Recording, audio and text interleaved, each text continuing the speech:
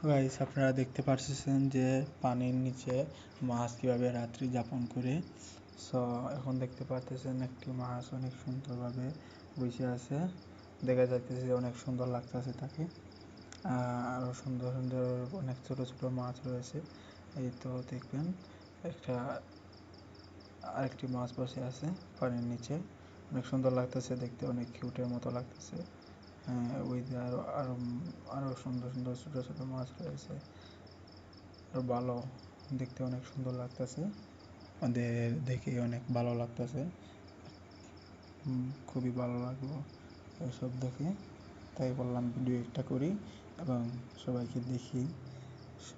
অনেকেই তো জানে না যে মাছ কীভাবে রাত্রে যাপন করে এবং বসে থাকে, নাকি দিনের মতো শুধু দৌড়াদৌড়ি করে।